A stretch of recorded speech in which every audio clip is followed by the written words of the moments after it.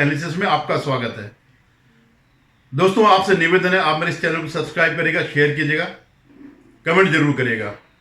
अगर आप अच्छा विश्लेषण चाहते हैं, अगर खासकर वो लोग जो हिंदू लोग हैं, जो सनातनी लोग हैं और जो मोदी जी के समर्थक हैं और जो इस देश के प्रति वफादारी रखते हैं, जो चाहते हैं कि हमारा देश जो है आगे बढ़े। क्यों सन्नाटा फैल गया है मातोश्री में? क्यों सिट्टी पिट्टी गुम हो गई है उद्धव ठाकरे की? क्यों बड़बोला संजय राउत दिखाई देना बंद हो गया? ऐसा क्या हो गया कि पूरा सन्नाटा पसर गया इसमें शिवसेना के उबाठा में, उद्धव बाला साहब ठाकरे गुट में? ऐसा नहीं है कि वजह यह रही हो कि इनको सीटें कम मिली, 100 से कम मिली, या उनको ये पता नहीं है कि मुख्यमंत्री के वो कोई दावेदार नहीं है, उनका कोई भी घटक दल जो है इस बात के लिए तैयार नहीं है कि उद्धव ठाकरे को मुख्यमंत्री बनाया जाए, या ऐसा भी नहीं है कि वो इस बात से परेशान हो कि जितना ये चाह रहे थे, जितनी सीटें इनको उसके बीजेपी के साथ जो मिला करती थी समझौते में 2019 में, उसके आसपास भी कहीं मिली हो। ये कारण नहीं है। या ऐसा भी नहीं है कि जहां जहां ये चाह रहे हो सारी की सारी वो सीटें नहीं मिली, इसलिए वो सन्नाटा परस गया। नहीं, इन सब का इस बात से कोई संबंध नहीं है। असलियत यह है कि पूरे राजनीतिक कैरियर में जो यात्रा है शिवसेना की, पूरी राजनीतिक यात्रा जो है, उसमें 2019 को छोड़ करके कभी भी ठाकरे परिवार ने सीधे के सीधे राजनीति में दखल नहीं दिया। राजनीति से मतलब यह है कि चुनावी राजनीति से, यानी कभी कोई चुनाव नहीं लड़े जो जनता के बीच से हो। बाला साहब तो फिर कभी नहीं वो करे।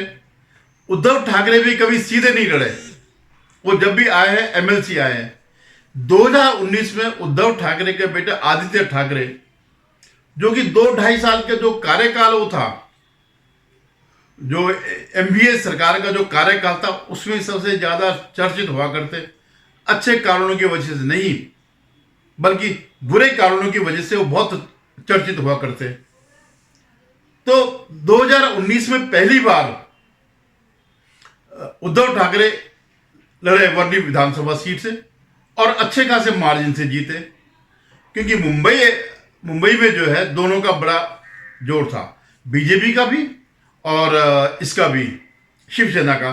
तो दोनों मिलकर के जो संयुक्त शक्ति थी उसने जोर मारा और ये पहुंच गए विधायक। उसके बाद बहुत से लोगों को जानकारी हुई कि क्या क्या नहीं सब हुआ। उसके बाद दिशा सालियान और वो जो थे संतोष क्या राजपूत थे, वो जो है इस ढंग से कई चीजें सब हुआ करती उस राज में।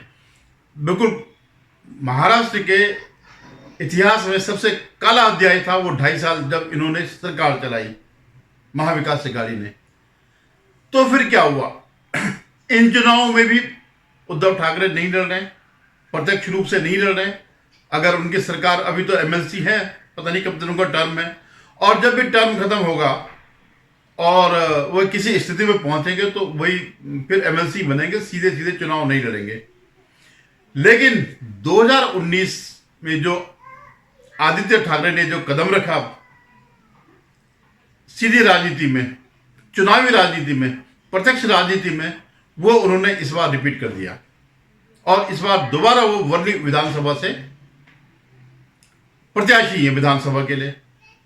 यहां तक सब ठीक ठाक चल रहा था, बड़ा खुशनुमा था, बड़े गुलाब खुले थे, फूल खिले हैं, गुलशन गुलशन चल रहा था। लेकिन शिंदे सेना ने, जो असली शिवसेना है शिंदे ने, उसी वर्ली विधानसभा से मिलिंद देवड़ा को उतार दिया इसके खिलाफ, आदित्य ठाकरे के खिलाफ, और इनको साफ सौंप गया।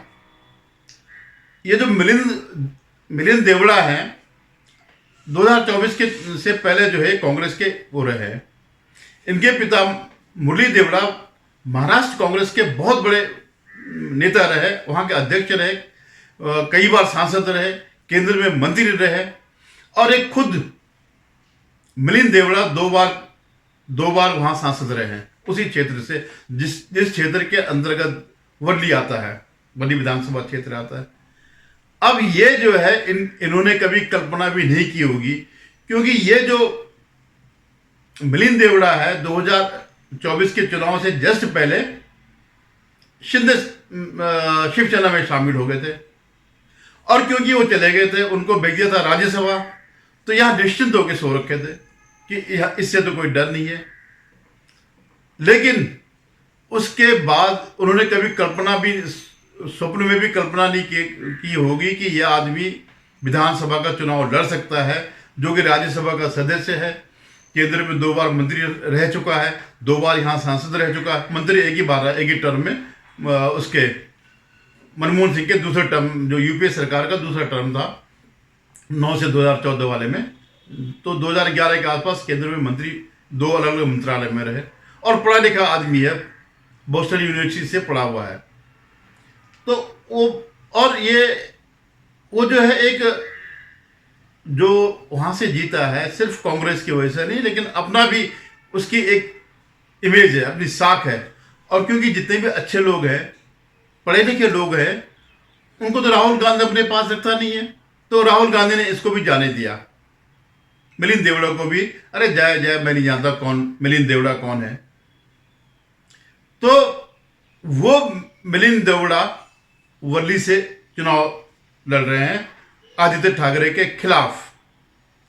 और जब 2024 के जब चुनाव हुए थे, तो इसने उस कंस्टिट्यूंसी में विशेषकर जो है वर्ली वाले में बहुत काम किया, घर घर जाकर के संपर्क किया। अगर आप लोगों को वर्ली का कुछ पता हो, तो एक मिश्रित जगह हो, एक पढ़े लिखे लोगों का भी है और मछुआरे उछारे वो लोग भी हैं जो समुद्र के तट पे रहते हैं। तो ये एक मिश्रित जनसंख्या वाला वो है विधानसभा क्षेत्र। बहुत पौष इलाका भी है इसी में, वर्ली में बड़े अच्छे अच्छे ऑफिस हैं, बड़े बड़े लोग पैसे वाले रहते हैं। तो पिछली बार तो जीत गए, लेकिन इस बार जो लोकसभा चुनाव में जो इनका प्रत्याशी जीता, इस विधानसभा क्षेत्र से केवल 6500 के आसपास मतों से उसने बढ़त ली, जबकि पिछली बार ये आदित्य ठाकरे, इसको 70,000 के करीबन जो है वोट मिले थे, या 70,000 की लीड थी। इतनी बड़ी लीड से जो है कम होकर के इतना रह गया। ये तब है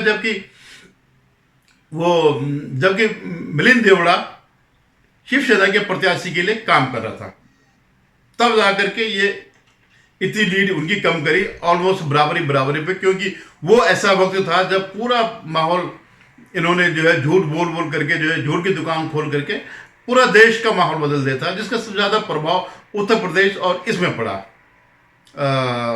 महाराष्ट्र में।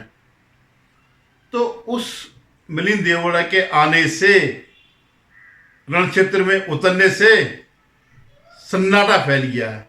और इस बात को आप मान के रखिएगा कि वो व्यक्ति इस परिवार के इस चिराग को, इसका पॉलिटिकल खत्म कर देगा, पॉलिटिकल कैरियर खत्म कर देगा। ये इस बात की बहुत संभावना है कि उसको हरा देगा। और वहां पर एमएनएस का भी एक कैंडिडेट है। एमएनएस माने आप जानते हैं कि बाला साहब ठाकरे का जो पूरा कार्यकारी उत्तराधिकारी अलग होने से पहले राज ठाकरे थे।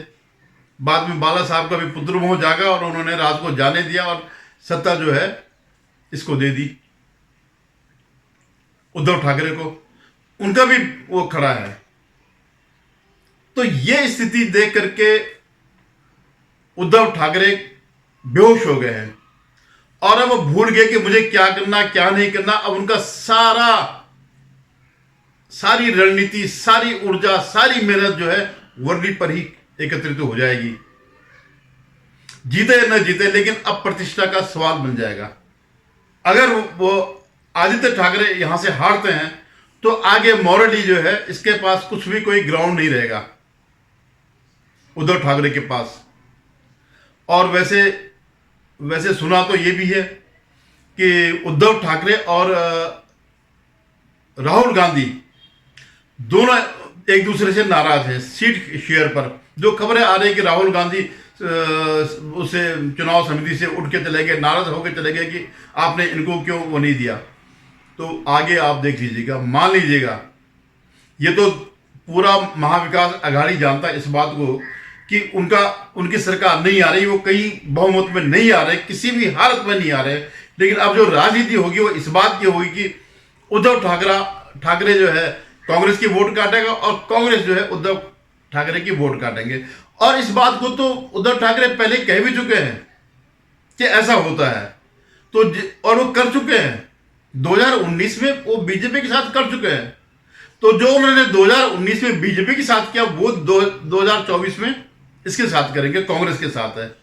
आप देखिएगा जो कुछ संभावनाएं बन भी रही थी वो संभावनाएं भी खत्म हो जाएंगी।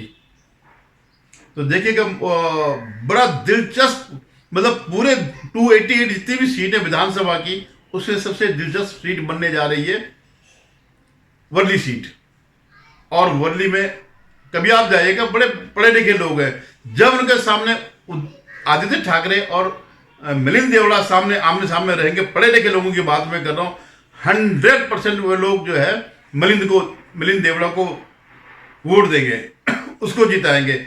बाकी जो अन्य लोग हैं वो उसमें विभाजन हो सकता है। लेकिन जो ये वाला वर्ग है, जो पैसे वालों का है, जो पढ़े लिखे लोगों का है, जो उद्योगपतियों का है, कम से कम 80-90% वोट जो है मिलिंद देवड़ा को जाएगी। उसका रहा है, सारा संबंध रहा है, और वो पढ़ा लिखा वो था, कई बड़ी महत्वपूर्ण कमेटियों में रहा है यूपीए के टाइम पर, जिसमें ट्रेड से रिलेटेड समिति में भी रहा है। तो ये बड़ा दिलचस्प होने जा रहा है और बड़ा शॉकिंग रिजल्ट रहेगा उद्धव ठाकरे के लिए। पूरी सिर्फ ये नहीं, आने वाला समय बड़ा ही दुखदायी होने वाला है शिवसेना उद्धव ठाकरे के लिए और राहुल गांधी के लिए। और मैंने एक उसमें जिक्र किया था कि 2 बिल्लियों की लड़ाई में ताक में बैठा है बंदर। और अगर आपने देखा होगा कि तीनों पार्टियों को अभी 85 सीट अगर मिले हैं, तो आप समझ लीजिए मैं क्या कहना चाह रहा हूं। धन्यवाद। पुनः आपसे निवेदन है कि आप मेरे चैनल को सब्सक्राइब कीजिएगा, शेयर कीजिएगा। धन्यवाद।